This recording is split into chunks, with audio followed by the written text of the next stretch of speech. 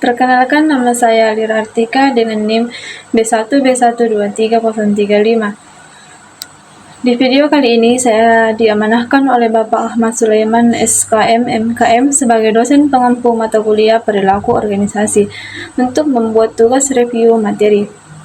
Materi 1 itu pengertian organisasi. Organisasi adalah kumpulan dari 2 orang atau lebih yang mengikat diri dengan suatu tujuan bersama secara sadar serta dengan hubungan kerja yang saling. Adapun ciri-ciri organisasi yaitu terikat formal dan tatip, pendelegasian koordinasi dan wewenang, ada kerjasama, struktur, sasaran, dan tujuan. Terdapat komponen atasan dan bawahan. Adapun unsur-unsur organisasi yaitu orang, kerjasama, tujuan bersama, peralatan, dan lingkungan. Adapun tujuan organisasi itu yang pertama pedoman kegiatan, yang kedua sumber legitimasi, yang ketiga standar pelaksanaan, yang keempat sumber motivasi, yang kelima dasar rasional dalam pengorganisasian. Materi kedua yaitu teori organisasi klasik disebut dengan teori tradisional atau teori mesin pada awal tahun 1800. Yang kedua, teori neoklasik, pentingnya aspek psikologi dan sosial manusia sebagai individu maupun kelompok.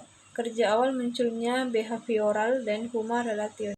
Materi ketiga yaitu individu dan kelompok. Definisi menurut ahli: kumpulan individu yang saling berinteraksi, sekumpulan individu yang saling tergantung, kelompok individu yang bersama-sama bergabung untuk mencapai suatu tujuan, himpunan individu yang saling memengaruhi.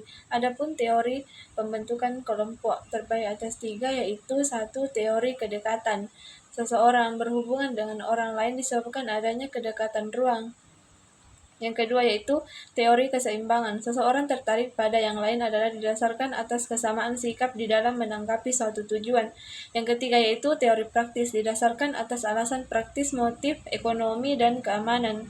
Tahap pembentukan kelompok yaitu forming, storming, norming, performing, dan adjourning.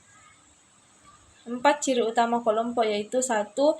Anggota suatu kelompok paling tidak harus mempunyai satu tujuan bersama. Yang kedua yaitu hubungan dalam suatu kelompok harus memberikan pengaruh kepada setiap anggotanya. Yang ketiga, dalam kelompok selalu ada perbedaan tingkat atau status, karena akan selalu ada pimpinan dan pengikut. Yang keempat yaitu karena kelompok terbentuk untuk mencapai tujuan bersama, maka bisa pembentukannya disertai tingkah laku dan sistem nilai bersama. Materi keempat yaitu nilai dan sikap. Nilai dan sikap yang pertama yaitu nilai dan sikap. Nilai juga merupakan suatu tuntunan atau pedoman yang mendasari bagaimana seseorang atau sebuah organisasi berpikir, mengambil keputusan, bersikap, dan bertindak. Adapun nilai dan norma. Norma adalah nilai, tetapi nilai belum tentu berbentuk norma. Norma adalah nilai secara yang umum diterima oleh suatu masyarakat dan menjadi pedoman. Nilai yang sudah menjadi norma mengandung janji hadiah dan ancaman atau sanksi. Etika moral. Etika merujuk pada 2 hal, yaitu pertama, etika berkenaan dengan nilai-nilai yang dianut manusia olehnya merupakan cabang filsafat. Yang kedua, etika merupakan pokok permasalahan dalam nilai dan hukum yang mengatur tingkah laku manusia. Adapun 5 karakteristik sikap. Yang pertama, ada objek. Tidak ada sikap tanpa objek. Mengarah. Setiap objek pasti ada arah. Berintensitas. Sejauh mana atau seberapa tinggi sikapnya. Yang keempat, berstruktur. Adanya komponen yang terbentuk dengan sendiri. Yang kelima, dipelajari. Sikap cenderung stabil dan memperhatikan alasan logika. Materi 5 yaitu motivasi. Kata motivasi adalah dasarnya motif yang berarti dorongan, sebab atau alasan seseorang melakukan sesuatu. Teori yang pertama itu teori kebutuhan Maslow. Teori motivasi: tidak ada kebutuhan yang terjadi kebersamaan di antara kategori-kategori kebutuhan. Kebutuhan dipuaskan terlebih dahulu dari yang paling bawah. Yang kedua itu teori 2 faktor. Dari faktor sesuatu yang dapat memotivasi, faktor prestasi, faktor pengakuan atau penghargaan, faktor tanggung jawab, faktor memperoleh kemajuan dan pengembangan dalam bekerja, khususnya promosi, dan faktor pekerjaan itu sendiri.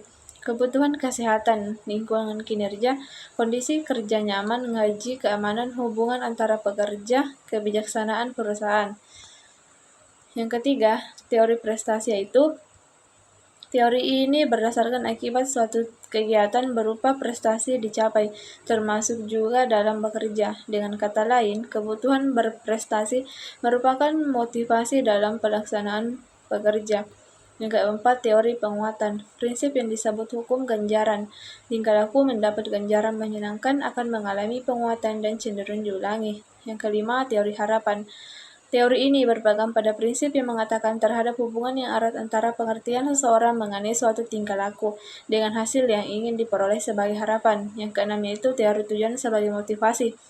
Tujuan akan berfungsi sebagai motivasi dalam bekerja, mendorong para pekerja memilih alternatif cara bekerja yang terbaik atau yang paling efektif dan efisien. Review materi film Remember the Titans adalah sebuah film yang didasarkan pada kisah nyata tentang integrasi tim sepak bola Amerika Serikat pada tahun 1971. Dalam film ini ada beberapa tema dan pesan yang dapat diidentifikasi, yaitu mengangkat tema tentang persatuan, toleransi, dan mengatasi perbedaan.